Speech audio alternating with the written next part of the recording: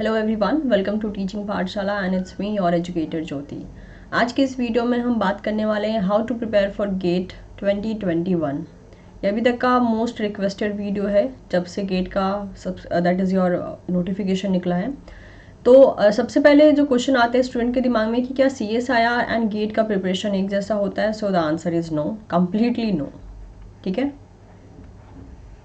अगर आप सिलेबस को देखें तो सिलेबस में लगभग 40% आपको डिफरेंस देखने को मिल जाएगा।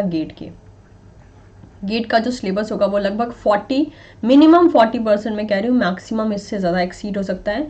40% का डिफरेंस आपको देखने को मिल जाता है सिलेबस का जब आप एनालिसिस करते हैं। तो पहला तो डिफरेंस ये हो गया कि जब सिलेबस ही एक नहीं है तो प्रिपरेशन एक जैसे कैसे चलेगी। अब बात आता है कि जो 50% सेम सिलेबस, मान लेते हैं कि 50% सेम सिलेबस जो है उसका क्या करना है? क्या उसको बिल्कुल वैसा ही प्रिपेयर करना है जैसे CSR के लिए प्रिपेयर करते हैं? Again the answer is no, right. आप खुद सोचिए, एक CSR का इंस्टीट्यूट गेट का पढ़ाई क्यों शुरू करवाता है? अगर CSR से ही क्लियर हो जाता तो वो गेट का पढ़ाई शुरू ही नहीं करवाता। सिंपल सा लॉजिक है, राइट। तो एक्चुअल में CSR में क्या होता है, कोई भी चीज अगर डिस्कस हो रही होती है, मान लीजिए एक ये टॉपिक है,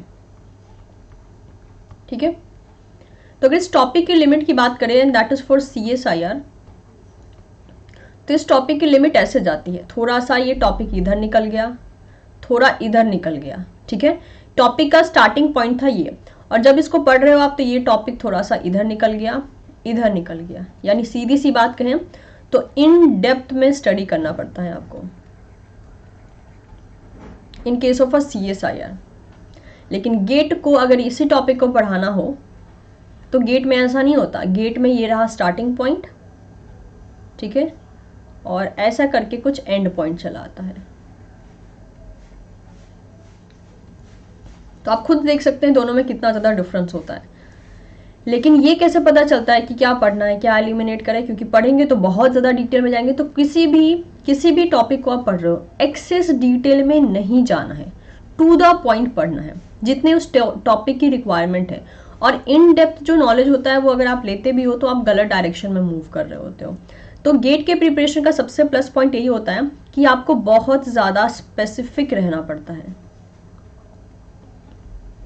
अगर आप स्पेसिफिक रहते हो तभी प्रॉपरली प्रिपेयर कर पाते हो, अदरवाइज नहीं। और अगर इन केस आपको स्पेसिफिसिटी का आइडिया नहीं मिल रहा है, अगर आपने कोई इंस्टीट्यूट ज्वाइन कर रखा है तब की बात ही अलग है। लेकिन अगर आपको कुछ भी आइडिया नहीं मिल रहा है, व्हाट यू कैन डू, आप प्रीवियस ईयर क्वेश्चन का एनालिसिस कीजिए,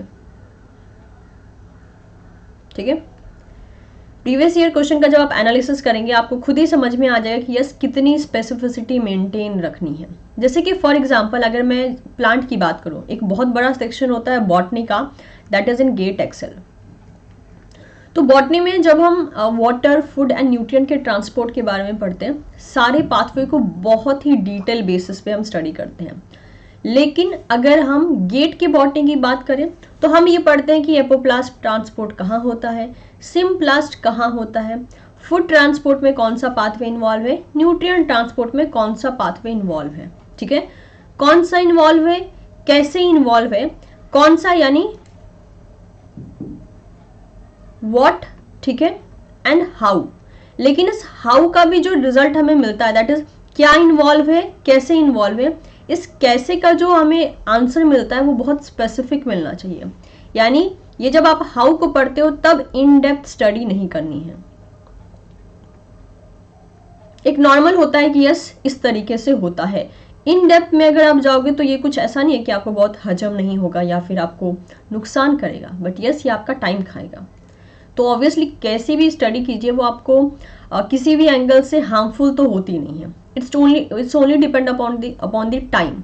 क्योंकि अभी अगर आप गेट का प्रिपरेशन कर रहे हो तो इन डेप्थ में अभी पढ़ने का टाइम नहीं है। आप CSR के इन डेप्थ में पढ़ा होगा आपने या पढ़ोगे, दैट वुड बी बेटर।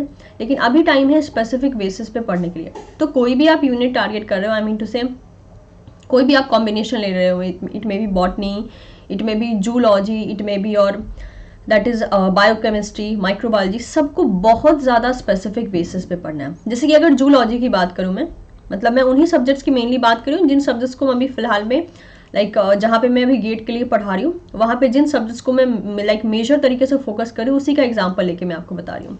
तो जूलॉजी में ये देखने को मिलता है, जूलॉजी में आपको डेफ बायो भी आता है, लेकिन डेफ बायो जितना ज़्यादा ब्रॉड CSIR में है, बिलीव मी उसका 10% ही पोर्शन CSIR में पूछा जाता है, वो भी एकदम टू द पॉइंट। लेकिन आपको पता होना चाहिए कि वो टू द पॉइंट स्टेटमेंट्स या फिर दैट इज कंसेप्ट कौन से हैं, और ये चीज़ें कौन बताएगी? ये चीज़ें आपको दो जगह से पता चल सकती हैं। एक ये आपका खुद का PYQ क्वेश्चन का एनालिसिस, ठीक है, दूसरा सिलेबस।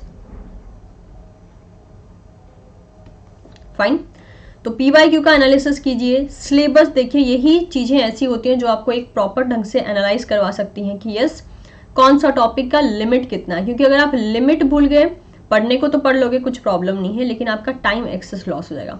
अगर एक टॉपिक का लेंथ सिर्फ इतना है गेट के लिए, तो गेट अभी तो फिलहाल मेजर फोकस गेट है, तो गेट के लिए इतना ही कीजिए। हो सकता है वही टॉपिक इतना ब्रॉड में हो, दैट इज CSR के लिए, तो उसके लिए बाद में पढ़ लीजिएगा, लेकिन अभी फिलहाल तो गेट है 1 महीने के बाद, राइट। तो दैट इज वाई आपको इस बेसिस पे टारगेट करना है कि आपको बहुत स्पेसिफिक तरीके से चलना है। बहुत ज़्यादा ब्रॉडिफिकेशन में अगर आपने फोकस किया तो टाइम कम पड़ जाएगा, और जितनी चीज़ें आपको फोकस करनी चाहिए आप उतना भी फोकस नहीं कर पाओगे।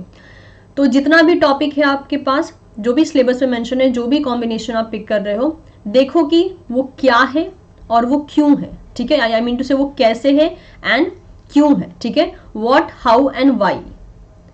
किसी भी टॉपिक को पढ़ रहे हो, ये 3 का जवाब अगर आप मिल जा रहा है तो बस उस टॉपिक को पढ़ के आप आगे निकलो। कोई भी टॉपिक आप पढ़ रहे हो, मान लीजिए X टॉपिक पढ़ रहे हो, तो X टॉपिक क्या है, ठीक है, कैसे है एंड क्यों है, ये तीनों का आंसर मिल जा रहा है, ठीक है, वो फिर आप एकदम स्पेसिफिक बेसिस पे चल रहे हो। लेकिन ये तो हो गई गेट की कहानी।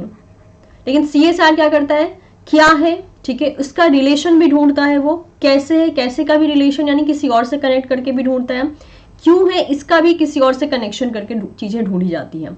तो अभी आपको फिलहाल में गेट के लिए टारगेट करना है, और मैंने जो है बहुत शॉर्ट में आपको समझाने की कोशिश की है कि आपको स्पेसिफिसिटी पे फोकस करना है, किसी भी टॉपिक को बहुत ज़्यादा खींचना नहीं है, एकदम ब्रॉड बेसिस पे नहीं पढ़ना, स्पेसिफिक पढ़िए ताकि मैक्सिमम सिलेबस को आप कंप्लीट कर पाएंगे।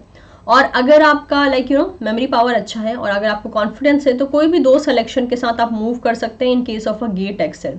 लेकिन आपको लगता है कि शायद प्रॉब्लम हो गई, तो अगर एक सेक्शन बहुत टफ आ गया तो मैं फिर ये कहूँगी कि 3 सब्जेक्ट का सिलेक्शन करके पढ़िए। एग्जाम में उन तीनों में से जो भी इजी सेक्शन चला है उसे अटेंड करके चले आइएगा। तो ये 2 तरीके होते हैं गेट के साथ टैकल करने के लिए, या तो एकदम स्पेसिफिक बॉर्डर लाइन पे यूनिट्स का सिलेक्शन करके जाइए, या तो एक एक्स्ट्रा करके जाइए कि अगर हो सकता है आपने जूलॉजी अच्छी पढ़ी हो लेकिन जूलॉजी बहुत टफ आ गई एग्जाम में, लेकिन साथ साथ में आपने बायोकेमिस्ट्री एंड माइक्रोबायोलॉजी भी पढ़ी थी और वो अच्छी आ गई, तो आप उन दोनों को अटेंड करो, जूलॉजी को छोड़ दो, ठीक है। तो एक सेफ साइड प्ले ये होता है, और ये होता है बॉर्डर लाइन प्ले। ऐसा नहीं है कि बॉर्डर लाइन प्ले करके मतलब बच्चे जो है आगे नहीं बढ़ते हैं, बिल्कुल 2 का भी सिलेक्शन आप कर सकते हो, बट यस ये टोटली आपकी कॉन्फिडेंस लेवल के ऊपर डिपेंड करता है कि आप कितना कॉन्फिडेंट हो अपने जो भी आप चीज़ें गैदर कर रहे हो उसके लिए। सो आई एम एक्सपेक्टिंग कि ये छोटा सा जो मैंने आपको गाइडेंस दिया वो आपके लिए हेल्पफुल रहेगा। So don't forget to like this video and keep learning. Thank you so much everyone.